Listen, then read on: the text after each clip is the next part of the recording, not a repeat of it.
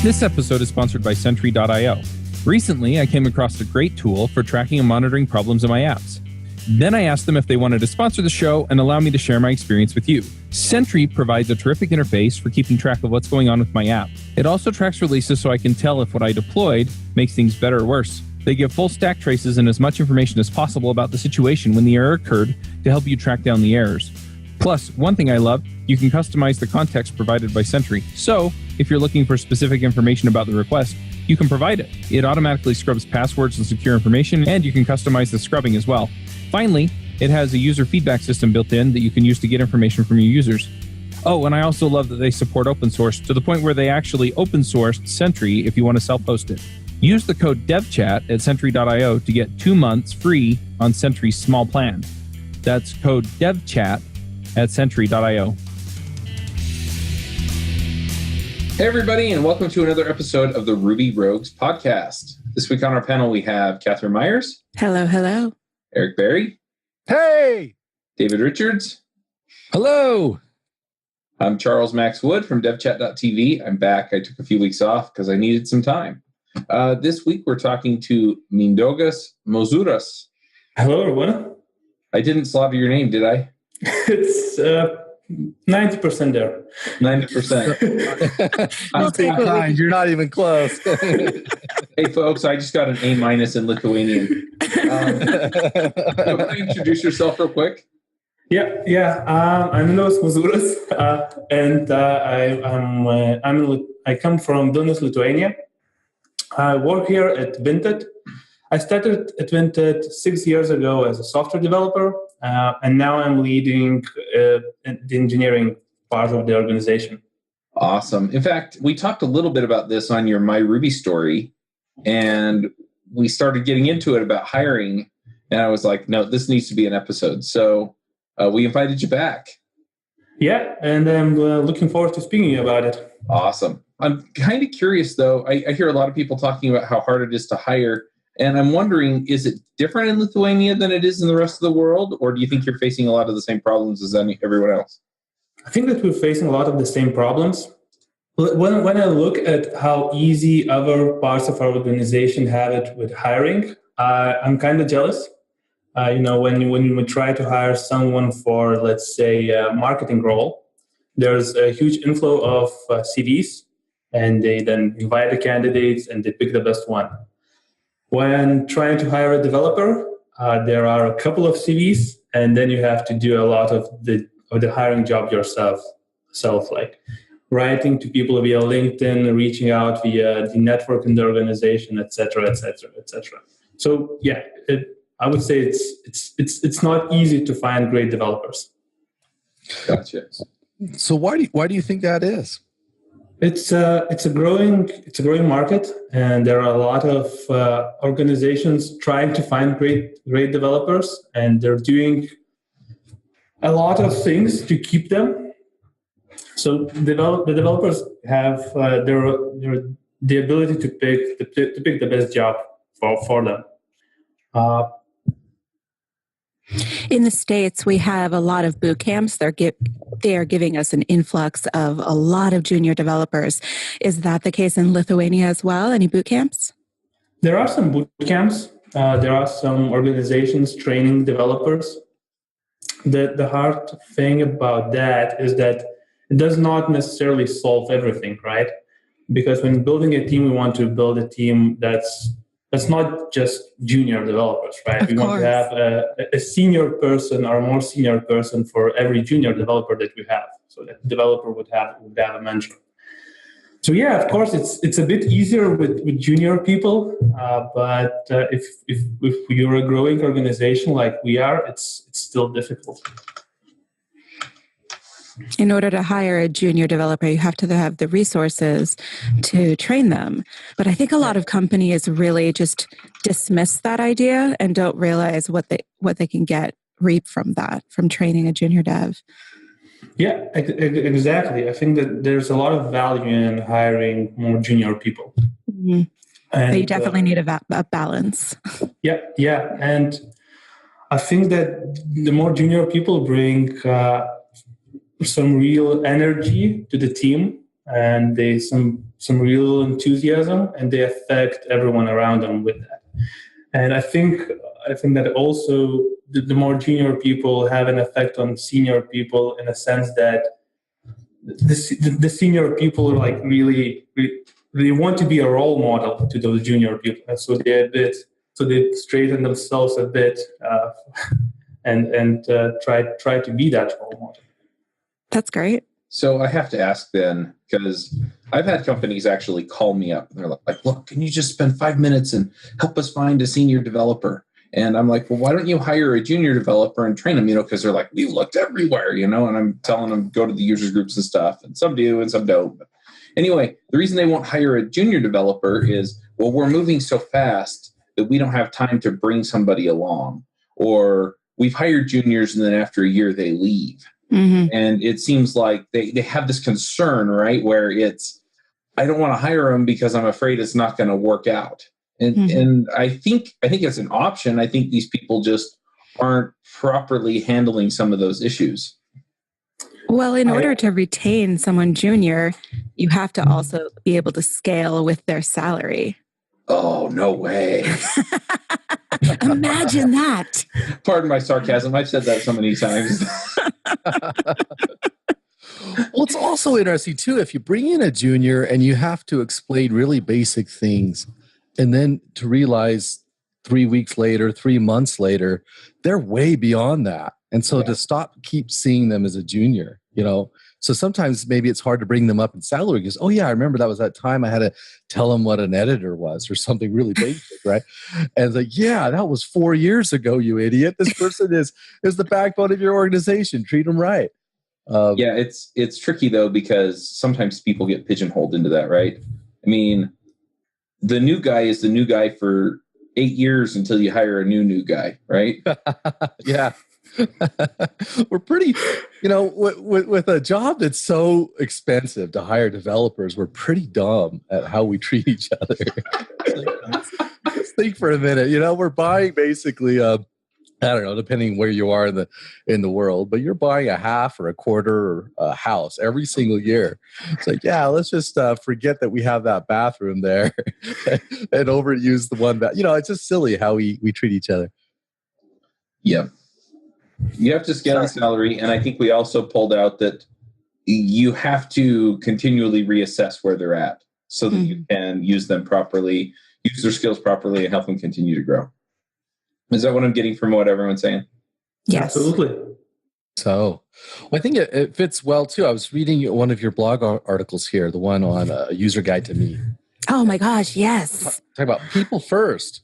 It's like I see my primary objective of building a healthy team organization. I believe that happy, informed, and productive people create great things. I mean, there it is right there. And I'm reading it from you. So thanks for writing that. Yeah. Can you tell us more about the user guide to me? That was the first time I had seen something like that. How did you find out about this and why did you write it? So the first example I saw was from Rance.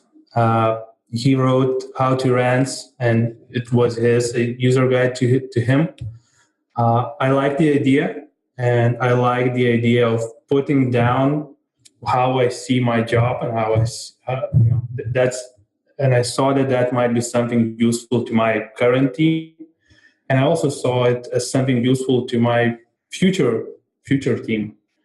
So I also put the link of this user guide to the job ad we have for team leads, and I've had good feedback from candidates on that.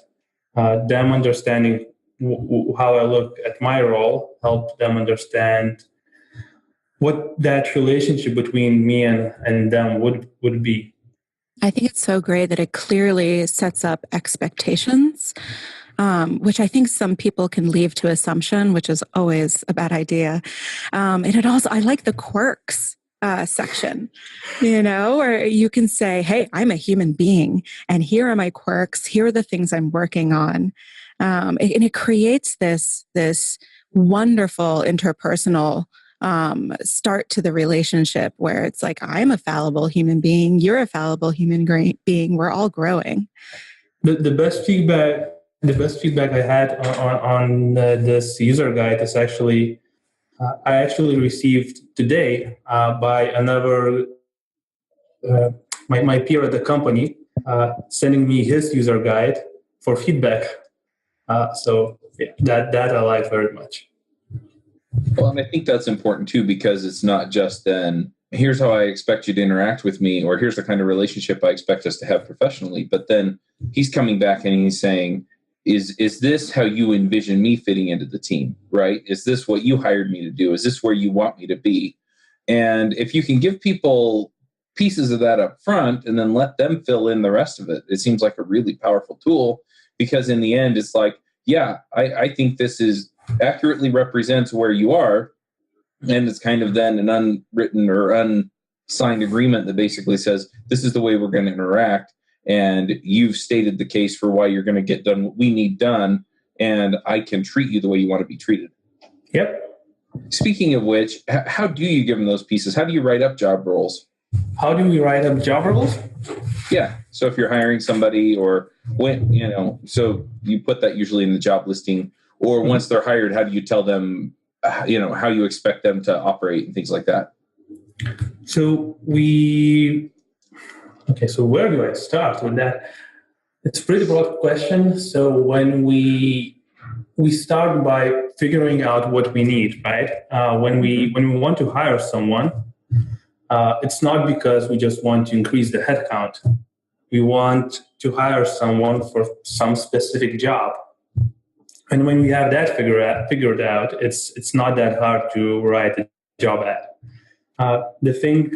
There are a couple of things that are slightly different with our job ads compared to other job ads. So one thing we do, we don't write a lot about skills we expect from the candidate. So there's no there's no line that says we want you to know Ruby. That's not a requirement for us. We write up what the job is, and if you would like this job, if you're interested in this job, we're willing to consider you. And for example, a lot of the engineers that work at Vinted currently have not had a lot of Ruby experience beforehand.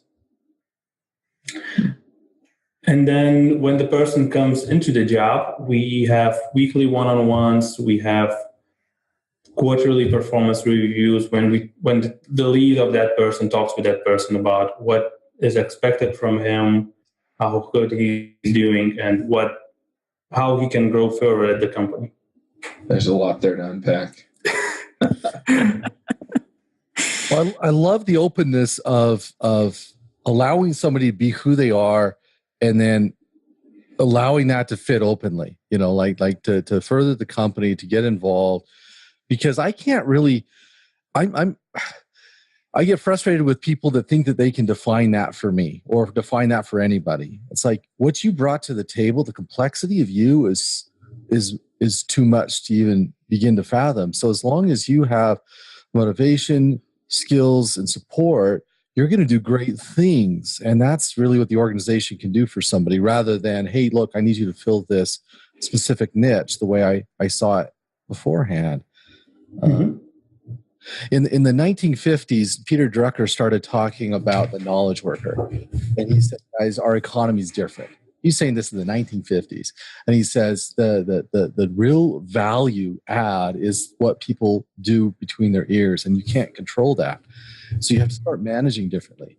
So you think about like way back in the 1800s, people were measuring the size of a coal shovel to figure out how much work they can get out of somebody.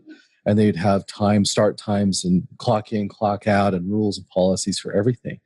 But now you've got somebody whose motivation and commitment and what they did the night before, that all affects whether or not they're productive today. and you don't really control that. So all you can do is create an environment and a goal that, you set somebody in a direction, say, hey guys, we're going for that hill. We want to climb that hill, and we know you've got what it takes. So let's do this together. Anyway, it's just a complete shift in thinking, and I like how you're reminding me these things.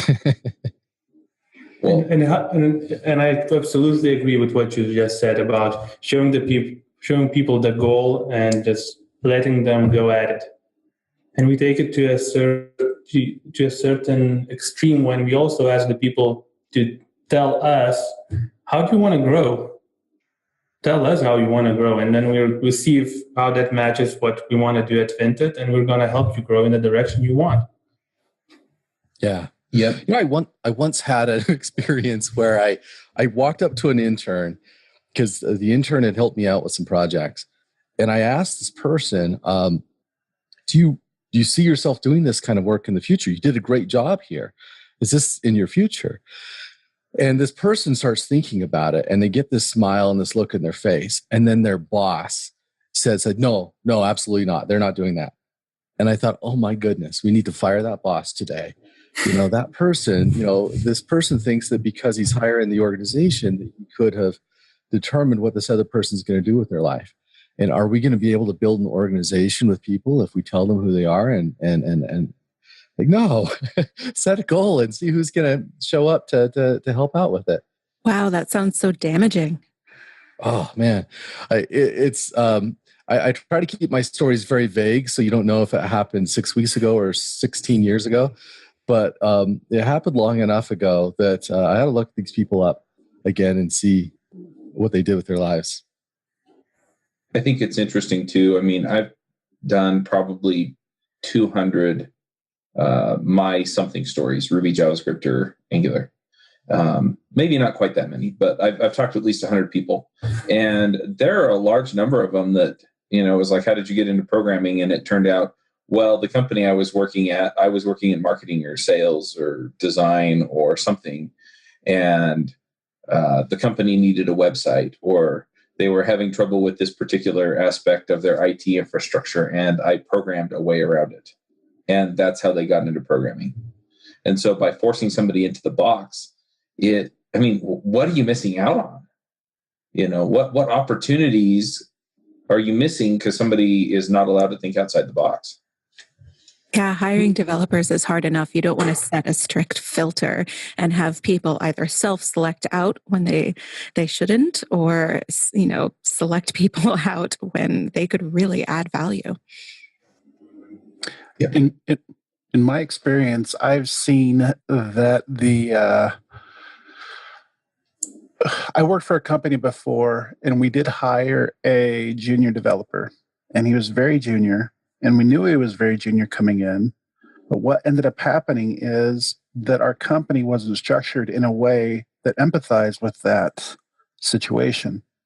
So he ended up getting a really raw deal and kind of being shoved to the side and ignored a little bit because of the pressures of the startup that we were in. And so I think when we look at hiring juniors on, it's not just our desire as developers.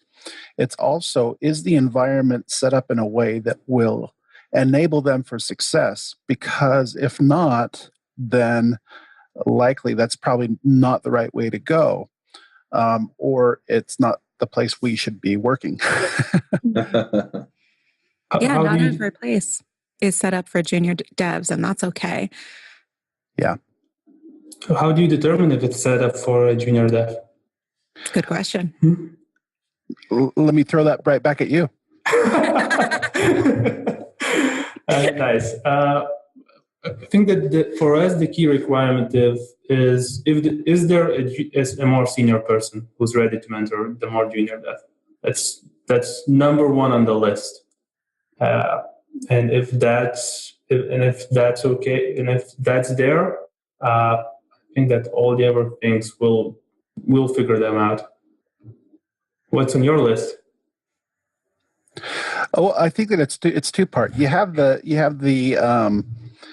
senior that's willing to work with them, but also the time to do so.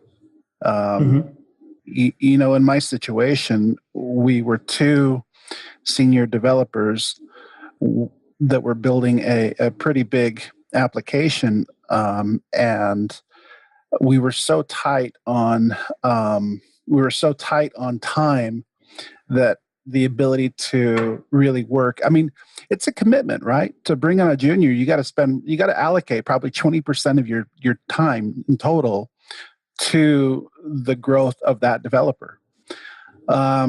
So one, it takes a special kind of person to mentor, right?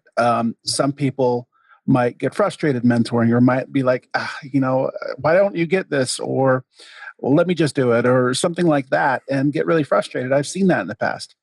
But also, I love the idea of hiring juniors, because there really are no seniors out there that are available. And if there are, they probably get an offer a week. But there has to be the right environment to enable the junior to succeed. And that may or may not be within your control as a senior. I've also been noticing, I love what you're saying, all you guys are saying about this. I've just recently started noticing that as a senior person on a team, I can be intimidating. And I can, my way or the highway comes up gently in ways I don't notice. Like I'm not being that brusque with them, but it feels that way on the other side of the table. And so having the mentality to mentor, it requires some empathy and some awareness of how the other person's doing. I've seen it used in very harmful ways. And that's how I'm starting to realize, oh man, I bet I could do better. So I 100% agree. That's how you bring somebody in.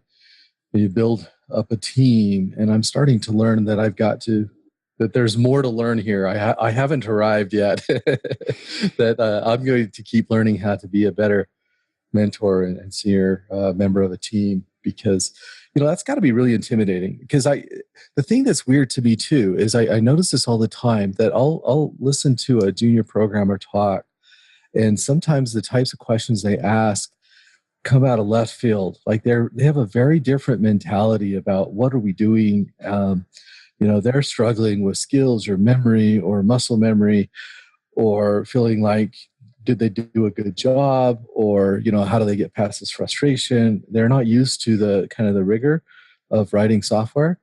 And so sometimes they're really kind of struggling with things that are underneath the surface. So having the empathy of knowing, okay, they're here and I really want to build them here because I want them to replace me. They're going to be the leader here very, very soon. And so I got to get out of the way. So it takes a lot of empathy to get them to that position, and then let them fly, and then just support them when they want it later.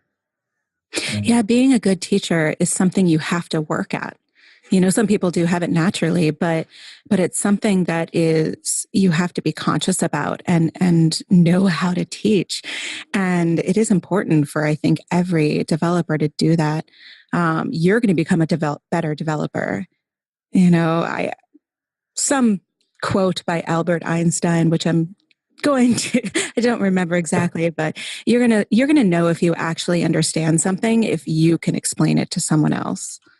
And if you can actually do that with empathy, then hey, you're building your own communication skills, which can only help.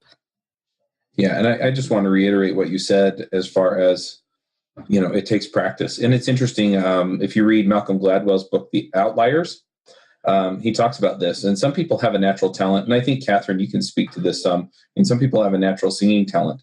But the ones that really make it are the ones that practice. Mm-hmm. Right? Definitely. I mean, I could have been born with a terrific singing voice, but I never practiced it. So you're the one that went and was an opera singer instead of me. Mm-hmm. And that's the difference, right? I've focused in other areas, and so I've excelled in other areas. Mm-hmm. And so it's the same with teaching. And I think some people think that, you have to be some kind of natural communicator, but the people that are really, really good at something are the ones that practiced it. Well, and that's what I always bring people back to as well, whatever we're doing, whether we're learning to teach or learning to code or whatever, or learning to be as good as Eric is, that to build this confidence practice, right? Yeah, you all don't know this, but Eric's a genius coder. No, it really is. Yeah, pretty much. Oh my! Well, it's interesting because we're talking about empathy, and I'm thinking about, well, wait a minute. How did I start noticing where I could improve? And I could remember a time I watched Eric teach somebody something on a team we were on together. Like, yes, Eric was one of the reasons I realized I could level up. And hold on here. Hold on. This happened.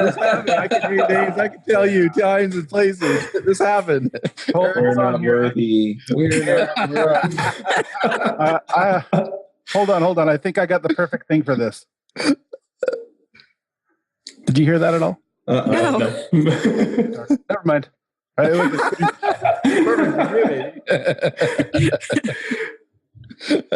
Well, yeah, it's building that confident practice. It's doing the thing. I found an article. My pick today later in the show will be an article I found about learning to learn and having these. They're using. It's really a great article. I'll talk about it. We'll talk about it later. But the idea is that building a confident practice means there's some choices that we make, and that we have to do some things that get us playing the whole game, get us involved with the thing we're doing next. And it doesn't come naturally. And usually the distractions or the stresses of the day will take us far away from that. And so it takes committed action to actually keep bringing us back to that central practice that's going to make us, put us in our genius zone, in that place where we're our best selves. We work with the best kinds of people on the best kinds of projects, using our best skills and experience, and trying to get all that together. We have to take some really important steps, to stay there. Otherwise I get zipped off into some other direction, and then it's no fun for anybody. It's also important for companies to reevaluate where they are in terms of ability to hire junior devs. In the very, very beginning, when you have 6 months to build an entire app and, you may not have the time or the space to hire junior devs there, reevaluate later on and see if you do. I think it's easy to get boxed into that more short-term view of like, oh, we have these amazing genius engineers like Eric Berry, and why would we ever hire anyone less than Eric Berry? But anybody who's hired me in the past is listening to me like, But then you have to shift from short term to long term. And long term is where you're really going to reap the value of a junior dev if you can do what you can to keep them, which is very different from keeping a mid or senior dev. Well, that's something that I think is so funny is that I've worked with a number of senior devs, and some of them, they just cannot shake the bad habits they've built at other places, or they can't adapt to what's different at the place that they're at. Junior devs, you get to teach them how you do it. Look, this is how we work. This is how it works. And it just becomes normal to them, right? And then you build them up as this expert in your system. And so if you're not taking care of them and giving them the opportunities to grow, you're going to lose them. Mm-hmm. Very much. I was explaining this to our current VP of engineering. We started our current company with a bunch of seniors. I mean, we rolled out 3 CTOs from our team, a director, 2 managers. I mean, amazing people that have left the team now, have gone on to do great things. And I told him, look, we started because we were in a rush and we built something fast with seniors. But the way you're going to build an organization is with juniors, and that we become T-shaped people. We'll get good at one thing and become generalists in lots of things. And that if we build that together, we can actually create a harmony between people a lot easier than trying to fit seniors in a bucket, because we don't get along. We have like Chuck to say, we do not get along. We all are stuck in our own bad habits and yell at each other and treat each other terribly. Not that it was this way where I'm at. I'm not saying that, but I'm saying I've done that a lot, where seniors can really be harsh and juniors can be really smart and really adaptive. And I wish I wasn't senior. I'd probably be a better worker if I wasn't so stuck in my habits. Well, one thing that I would like, I'm going to change the direction of the conversation just a little bit, because we're talking about the kinds of people we want to hire and some of the opportunities that come with some of the people that we would hire. And Mindaugas, specifically with you, what's your process for figuring out if these are the people you want to hire? Because that's the other thing is I hear people and they're like, well, we brought them in for an interview and we didn't really like any of them. And you talk to them for a minute and you realize they don't know anything about any of them. And so, how do you get around that and figure out, oh, this person's the kind of person we want on our team, or this person has the right mindset, or whatever it is you're looking for? Well, the first rule is that if it's Eric Berry, then you hire him, obviously. Obviously. Eric's going to get such a big head after this episode.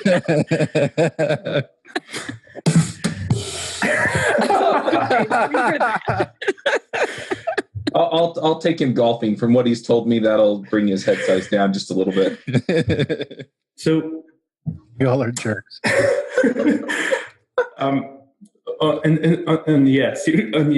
The second rule is we have quite a vigorous interview process. We do an intro meeting first. That's just getting to know the person as a person and introducing him to the company. Then we have a technical homework where the candidate can take that homework home and do that in however when he has some free time. And then we have a technical interview. And then after the technical interview, we also have a 2-day tryout within the company.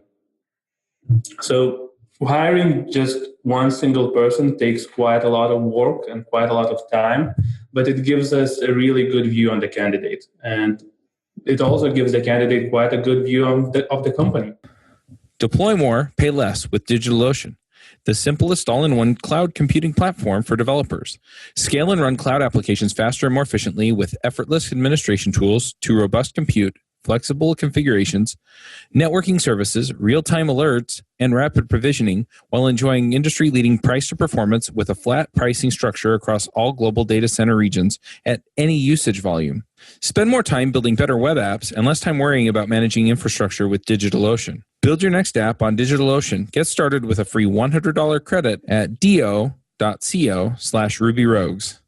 Do you approach hiring and your interview process differently between people with non-traditional backgrounds versus those with CS degrees, or do you just go at it the same way? We do it the same way. I don't think there's any difference between how we don't really look at the degree of the candidate as a big factor at all. And the homework itself does not require any CS skills. It's quite a simple task. It does not require data structure algorithms knowledge. It requires you to know how to write clean code and how to structure an object-oriented program. That sounds humane. I know some of the coding challenges some development departments create. They're too tough, and so people go spend 2 weeks and they go work for 2 weeks on trying to make this really good and to get a job. And so it's really tough. It's like, no. We just want to see that you're comfortable. We're just looking for a comfort level. You're there. If you came on the first day, you'd probably be able to commit some code and work with somebody, rather than everything or you're willing to work for free for a very long time for a chance to work with us. So it sounds very humane the way you structured your problem. Yep. You don't pull out the whiteboard and tell them to build Twitter? No. One thing that I found that really works in those interviews is I just get them to teach me something. Like I leave it open-ended, and I'm looking for how do they think, and can they simplify complex things into simple ideas? So it doesn't matter. I don't care if it's how to walk their dog. I just want them to teach me, and I want to see how do they think. And it takes the pressure off because they already care about it. They already know about it. They can choose. They can relax. And I'm just looking for what would it be like to collaborate with this person? How do they think? Can they break down a problem? Is there anything that would indicate that, if we were working on a project together that we really couldn't work together? Because, there's so much that we do that's not about the code, right? It's collaborating and teaching and fixing and watching each other and planning and designing. And we do a lot of other things besides just coding. And so if I can see how they act and how they are, that will make sure that, hey, yeah, we're good. It's more of an open door policy than, instead of prove to me you're good enough to work with me, it's like, hey, how would we work together? And what could work well? And could I see this? And could you see this? And then to flip the tables a little bit, sometimes I'll in an interview with somebody, I'll tell them a problem we're having at the company and brainstorm with them. Like, hey, this is where we're at. This is our biggest risk. I'm worried about this. This is what I think about it so far. And I kind of show them my faults and things that they're going to have to deal with. And are they okay with, the problems that we're at right now? If they saw me for, my organization for, a faulty, troubling, imperfect place, we're getting better as well. Can they work with that? Can they start from where we're at and go up? Sometimes I'll work with people and they just have, they either work with much more formal organizations than I do, or they just can't handle the messiness that we have. They can't help us clean it. So sometimes the problem isn't their knowledge. The problem is their mentality is coming from a very different perspective. I also love questions that ask the candidate to tell me about their experiences. So that's the first part you talked about. I asked them what they did, what are they doing at the current company, what was fun, what kind of struggles they had, and I really tried to dig into that to understand how they approach those problems, how they approach work, how they approach other people, etc. Well, I think that's important because it goes back again to that. Are they going to be happy here? Are they the kind of person that's going to work well under the circumstances that we operate and things like that? Because the last thing you want to do is hire somebody, spend 3 months training them, and then go, oh, that was a mistake. Has that ever happened to you? Yes. Yes. Well, yeah. Were there any clues or red flags that you ignored? There were some clues. We decided that it's worth the risk, basically, and it didn't work out. Mm-hmm. I had an experience once where I knew somebody. I was working with somebody, and they were going to go work at a different place, and I knew the people that worked at the other place, and I knew the problems they had had. And I sat down to lunch with this person, and I said, "Okay, look, this is what you're walking in." And he's like, no, I don't think so. No, I think it's going to be okay. It's like, no, I know this is true. That just as long as you're comfortable with these are your problems. And he went there, and then 3 months later, I'm talking to him. I says, well, how are things going? I says, well, I moved on. And it was true. Those problems were there. And it's okay, and he's fine and everything's fine. But it's just like, sometimes it's hard during the interview process. We believe what we want to believe. They'll present themselves some way, and we kind of want to, we're imagining ourselves in this role, right? We're imagining ourselves solving these problems and having a particular influence or particular types of challenges. And it looks like our genius spot. So we want to go for it. And if it's true, then we should. And but if the interview process is getting in the way of us seeing whether or not that's true, then that's a problem. Yeah. And in our case, we were very open with that candidate. So he knew what he was getting into, and he knew that it was not a perfect match from the beginning, but he was willing to give it a try. And then, we parted ways in a friendly way, not in a, oh no, way. Well, it's fascinating to me, like being humane and still holding that business line. There's still some contract involved, some exchange of goods and services, and so, but being able to see that person first and protect that and create an environment where they can work well, so that we can go deliver something. I think that's the balance. It's nice to be nice, but it's important to also, achieve goals. So I like that idea of an organization is a sum of vectors. It comes from Elon Musk. And the idea is that we're all going in a direction with so much momentum. And then it's just a question, are we going in the same direction? Do we have enough momentum? And then, so having the balance of saying, so we're going to achieve this goal. We're going to ship software that works. It's going to connect with either internal or external customers to achieve something. That's what we're going to do. And so being able to create a humane environment where we can treat each other well and keep an eye on what are we delivering. We can be hard-nosed in the sense that results don't lie. And we can be very kind in the sense of, okay, but how we're going to get there, that's up to us and what we have, and if we're going to do it a little bit differently, that's because we're good to each other. But we're still going to get there. I like the idea. I'm just going to pick one or two things out of what you said, David.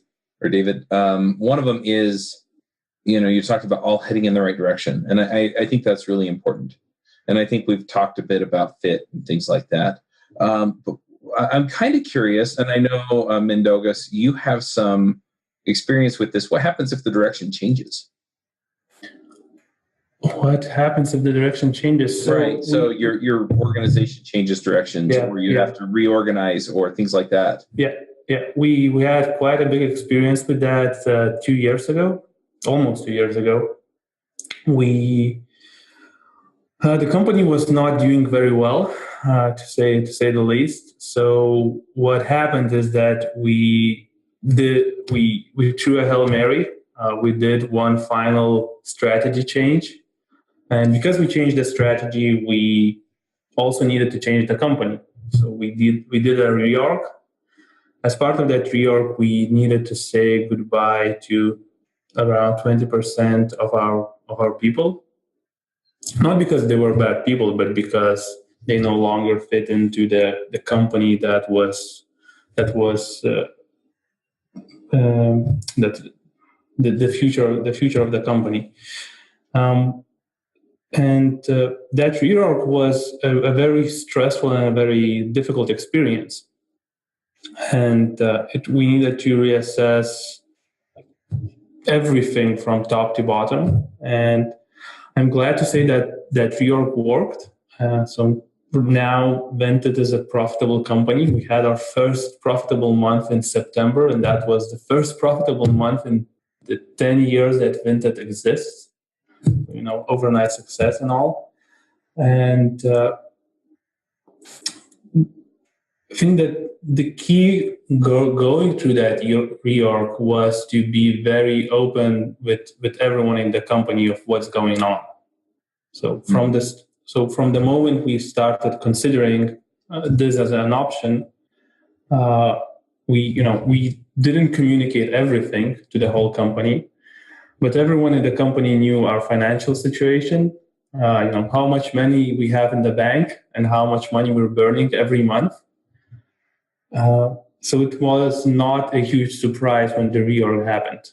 And everyone understood why it's happening and what we're going to do next. And we gave an option to people, like, do you want to stay with us? That's the first thing that we asked. To the people that we wanted to stay with us, and some of them said no, and that was that was their choice, and now they're happily at our companies, and we're happy with, and the people that stayed are also happy here. I applaud your transparency. I think that's one great way to retain employees. And I think that's really key to hiring. Like it's not about perks or that foosball table or that table tennis table or that Xbox or the fancy office. I don't know. I drink a lot of soda. The free soda is an important perk for me. Okay, it's soda. Then build number one. Then it's building a great company, having a product that is attractive to your current employees and future employees, and then building a great team. It's not about a table tennis table. It's about a company.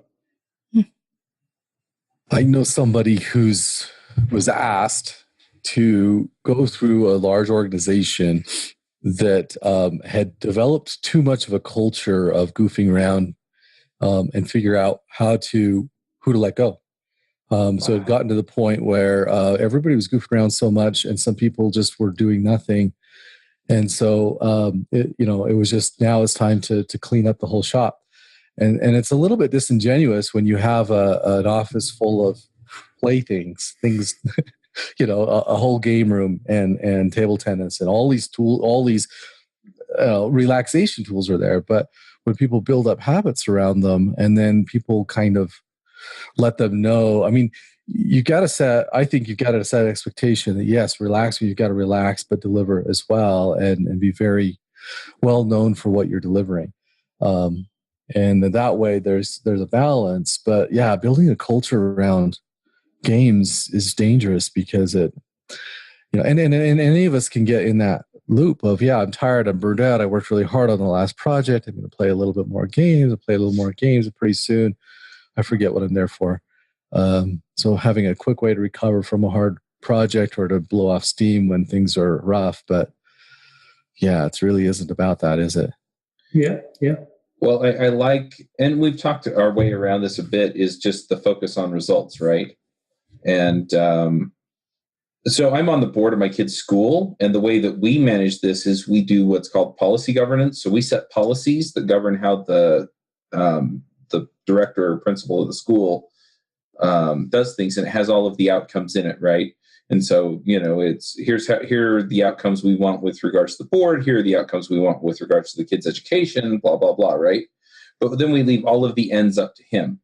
And so if he wants to bring all the kids in the gym and stand on his head and juggle and play the flute, and they reach all of those educational outcomes, he keeps his job.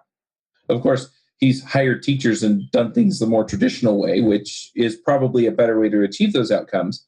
But, so I think, yeah, the kind of the goofing off or having those things, the foosball table or whatever there, it can be a positive thing. But yeah, just make sure that you're focused on those results. And if those people are getting you what you want, keep them. And if they aren't, then have a talk with them and figure out how you can get there to get you where you need to be. There's this great book called Flow. It came out a long time ago, and I've just been reading it recently.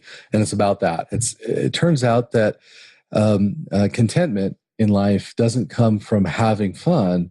It usually comes from having a challenge and going towards a goal. And so they find that the most content people, they tend to be in professional sports or performers or in music or the arts, or they do things where they've wanted to achieve something and then they've aligned their lives towards that thing.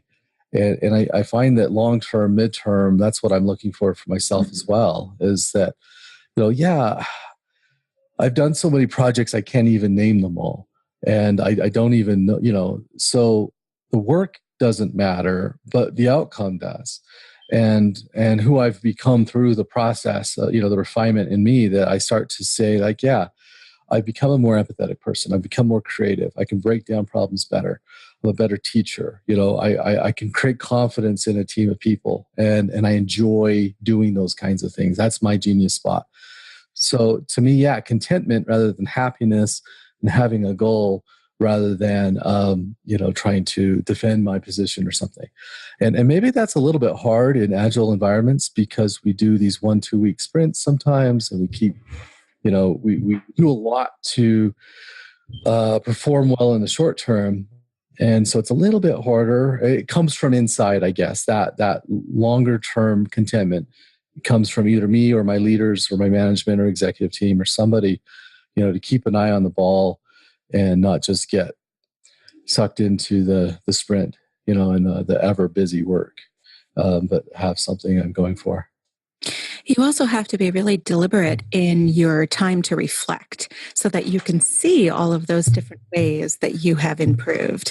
I remember having a really tough year, and, the yearly review came around, and I was thinking back on everything I had achieved in the past year. And I was like, damn, I'm so much better at all this stuff than I was a year ago. And it was such an important part of seeing my growth. And so having those time to reflect is so important, to see where you've come and really feel that confidence gain from that. Absolutely. That's part of the thing. That's something that we teach all our leads to do, to help people reflect. And during one-on-ones, during quarterly reviews, during yearly reviews, it's really important part of any growth. Very true. And it's easy to forget about that if you don't have some external factor asking you to review yourself. It's easy to just keep on going and not realize how awesome you are, how close you are to being Eric Berry. Oh my hell. See, I have to have that long-term goal in front of me. Eric, I have a picture of you on my wall, just as inspiration. Motivational poster. Dude, not one of you know how I code except for maybe David. You're good. Only person that can back me up is David, and I'm nowhere near as good as David. All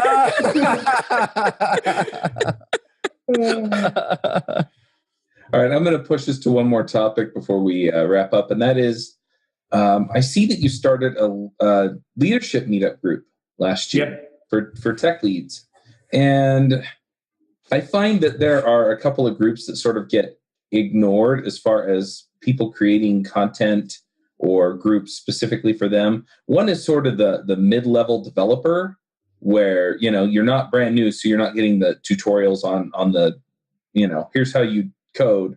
And then a lot of other stuff seems to be targeted at more advanced people who are just trying to keep up. And the mid-level folks kind of get lost in the what do I do next. And the other one is tech leads. And the tech leads is basically, it's okay, I've got all these coding skills and now I have to people, right? Or I have to organization, right? I have to deal with the organization. I have to deal with the people, and they don't have a good API for that. So tell us about the tech lead meetup.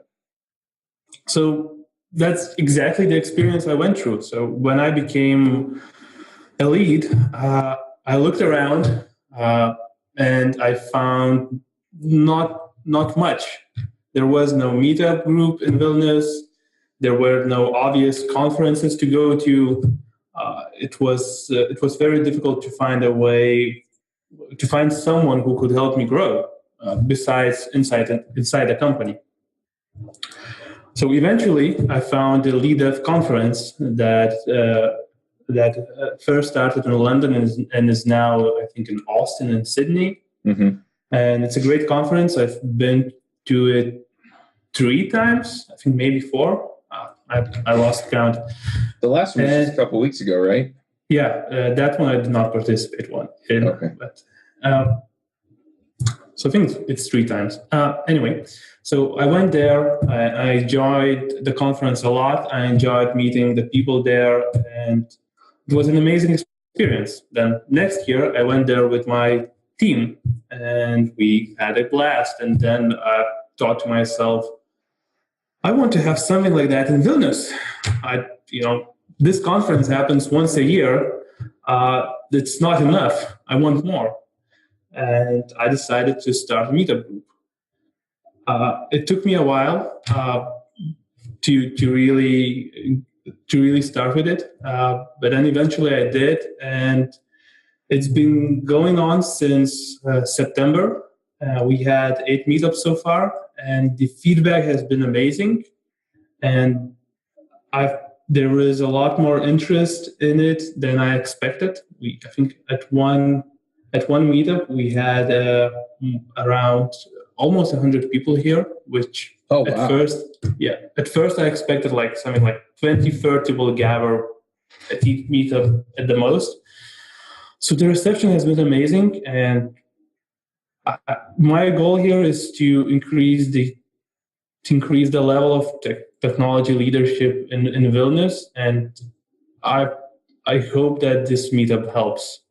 And the most amazing feedback that I get is when someone comes up to me and says, I was lost, I didn't know what to do, but then I met someone and I heard something during this meetup, and it was very helpful. And I've heard that from a couple of people, and I'm very thankful for that feedback. Awesome. So if people are in Vilnius, how do they find it? You can just go to techleads.lt, and then you're gonna be redirected to the meetup page. And the next meetup is in September. We're now taking a short summer break, but we already have 3 speakers for the first meetup in September. And I'll see everyone there. You're all coming, right? I've already booked my tickets. Awesome. So if people want to find you online, where do they go? My blog is at codingfearlessly.com, and you can also find me on Twitter at Mozūras. So the first letter of my first name and my last name. You can also find me on GitHub with that same nickname, and that's the 3 key places where you can find me, I think. Awesome. Anything else anyone else wants to bring up before we do picks? All right, let's do picks. Do you run your own freelance business? Or maybe you're thinking about picking up some business on the side? Well, then you need FreshBooks. FreshBooks is the quickest and easiest way to get invoices out to your clients. It's easy to use. It works anywhere, available from any device on the desktop, iPhone, iPad, Android, and all of your data is backed up and secure. And it makes it really easy to get organized and get paid. You'll be tracking time, logging expenses, and invoicing your clients in no time. You can also save time billing, freeing up several days per month to focus on the work that you love, and you get paid faster. FreshBooks customers are paid on average 5 days faster because there's a link on the invoice that says pay me now. And it's a great way to grow your business. Plus, FreshBooks is offering a 30-day trial. That's right, 30-day trial if you try them out. So go to gofreshbooks.com/devchat and enter devchat in the How Did You Hear About Us section. Once again, for a 30-day trial, go to gofreshbooks.com/devchat and enter devchat in the How Did You Hear About Us section. David, do you want to start us off with picks? Sure. So I mentioned one of these picks. It's this way to learn. And so this article I'm sharing is Studying to the Hilt, Why Learning Should Look More Like Exercise. And it's really an article that really gets us into how we learn and what we can do smarter and how to actually build that confident practice. And so really good article. I think they've got 30 footnotes in this little article. And the other one, and it comes up in the article as well, we need time to exercise. We need time to take breaks. We need time to get away from the learning in order to learn better. And so my other pick is getting outdoors. We're recording this the day before the 4th of July in the United States. Everybody's having barbecues and getting out there. I took my Saturday out. I did working up in the high mountains near me and got to go up to a lake and walk around, record some podcasts with my daughter, do some work while I was out there. Getting outdoors is great for the brain. So have some fun this summer, whatever that looks like. Sounds like fun. Catherine, what are your picks?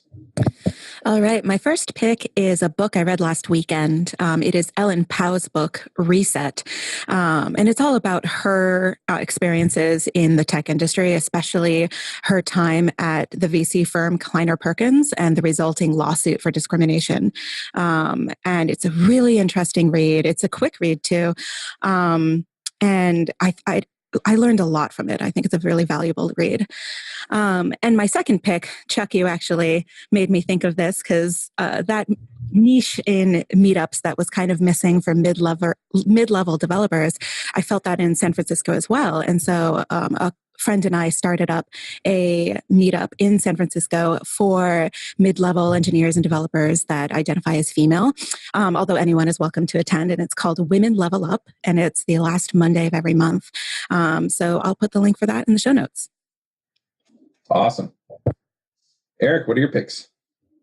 I got a couple. The first one is a new advertiser on CodeFund, and I normally don't do this, but I really like what they're doing. They are, and it's relevant to what we're talking about. It's hackajob.co, and what Hackajob does is they provide a way. So they target the UK, right? But they help UK developers find jobs, and it's like the ethical recruitment process for developers, where you can actually fill out who you are, do exercises, really get a profile, and then companies come to you and try and hire you. And it's if you're new to the Ruby field or you're not, and you're looking for a job in the UK, they seem like an excellent option. The second one I have is a book that I recently bought. I think a few of you know me very personally and know that I've suffered with anxiety and depression over the last forever. And recently, I kind of had something come up with a partner of mine in my business, and he's like, "Dude, you need to chill the F out." And I'm like, "Huh." So I bought this book called The Subtle Art of Not Giving an F.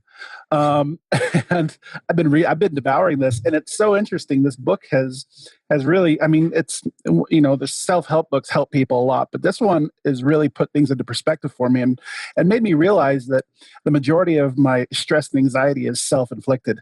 And so now I've prescribed myself at least one golf outing during work hours a week, and just not caring at all after hours and focusing just on what's important to me, which is my family. So anyway, great book. I would check it out if you haven't read it or heard it already. Yeah, Eric and I have been talking about helping him fill that prescription on an outing together. So we'll have to do that here within the next week or so. You just tease me, but you never actually follow through. Yeah, well, I was out of town last week and this week filled up. So true. I'm going to jump in with a few picks as well. So as some of you may have noticed, I've been on the last few episodes of the show. And basically I kind of hit burnout hard, and I was stressed out about a lot of different things, and most of those things didn't go away when I took the time off. But a few of the things I did, one was just sit down and write some code, which for me, most people are like, oh, that's not relaxing, or I do that for work. But most of what I wind up doing for work is managing processes for the podcasts. So for me, it was relaxing. It was a change of pace. And sometimes that's what you need. And so I did that for about a week. And then the next thing I did is we went on a family vacation. And we went on a family vacation with my wife's whole family. She has 3 siblings and 2 step siblings. And so her parents were there. Her stepdad was there. All of her, I think there were 38 people in the house we were in. But it was nice. We went down to the lake and played in the lake with the kids. We, if I wanted a nap any other day of the week, except for that Wednesday where we were at the lake, I just went and crashed. And sometimes that's what you need too. So sometimes you need something that's a little bit of structure, a little bit of creativity, and sometimes you just need to be able to do whatever you want without all the structure. And so I got a little bit of both, and that's been really, really nice. So, most of you work for companies that will give you vacation days. So make sure that you take a minute and, if you have to go off by yourself, or if it's better if you spend time with family. We're all different. We all kind of recharge differently, but just get that change of pace, do something a little bit different, a little bit of fun, a little bit of, whatever it is that you need, and make sure that you're taking care of yourselves. I'm back. I'm happy. I'm happy to jump in and do some of the stuff I've done. I picked up a sponsor that wants a whole lot more information than I currently gather. So I have about a week to start gathering it before their episodes go live. But yeah, it's all of that kind of thing, So I'm ready to jump back in and tackle some of this stuff that's been sitting out there for a while that I just haven't had the time or energy to handle. And so I think Eric's prescriptions are good. I haven't read the book, but golfing definitely helps. So anyway, so that's kind of my thoughts. Mindaugas, what are your picks? Yeah. I also have 2 picks. And first, I want to say that I absolutely agree with you. Not taking vacation is not a badge of honor. So my first pick is scaling teams. So this year at Vinted, we're hiring quite a lot. So I learned through reading books. So I decided to read a book on scaling teams. And it's called Scaling Teams. Very, very convenient. And I've learned quite a lot of things through it. It's not just about hiring, but has all sorts of lessons that are useful to any growing company. And what I absolutely agree from that book, it's not about just hiring great people. It's about building great teams. And my second pick is more tech related. So when I write more than a sentence anywhere, I use Vim. So if I'm writing a longer message on Slack, I hop onto Vim, I write that paragraph, and I copy paste it back into Slack. And that's not terribly convenient. So what I found is Vim Anywhere. It's a project by C.K. Nadler, I think. You're going to find that link in the show notes. And it makes opening up Vim Anywhere really convenient and makes my writing process much, much easier. And that's my picks. Awesome. Well, if folks want to go work for Vinted, I guess we asked where to find you online, but yeah, if people want to go work for you, where do they find you? They can go to vinted.com/jobs, and everything is there. All right, sounds good. Well, thanks for coming and talking to us. This was really interesting, and hopefully we give some people some ideas as far as how they can find the people that they want to work with. Yeah, and I for one, also learned a couple of things from talking to you guys. Well, good. All right, well, we'll wrap this one up, and we will catch everybody next week. All right. Thank you. Bandwidth for this segment is provided by CacheFly, the world's fastest CDN. Deliver your content fast with CacheFly. Visit CACHEFLY.com to learn more.